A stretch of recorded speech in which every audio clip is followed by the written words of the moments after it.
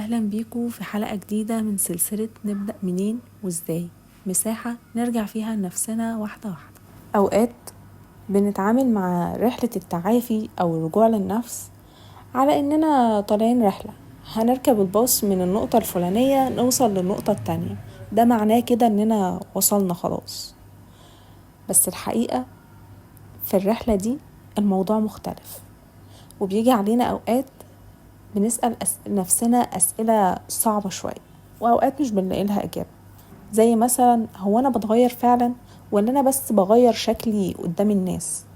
التغيير الحقيقي مش دايما باين من بره، ممكن من جوه تبقى الدنيا بتتهز، بس من بره كل حاجة شكلها عادي. وفي نفس الوقت ممكن نغير حاجات على السطح، نقول كلام كبير، نكون بنشارك نوت ونشارك بوستات عبارة عن حاجات كبيرة، لكن لسه جوانا نفس الدايرة القديمة.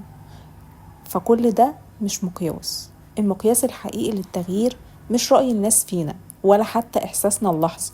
المقياس الحقيقي هو إحنا بنبص لنفسنا إزاي، بنواجهها ولا بنهرب منها، بنتحرك ولا بندور في نفس النقطة. مفيش مانع إننا نبدأ بالتجميل، بس منوقفش عنده، نخلي كل حركة شكلها حلو وراها خطوة حقيقية من جوانا، علشان لما نقف قدام نفسنا آخر اليوم نقدر نقول أنا مش كامل بس أنا حقيقي. واللي عايزة أكد عليه هنا إن هيجي علينا أوقات في الرحلة دي نحس إننا رجعنا لنقطة الصفر.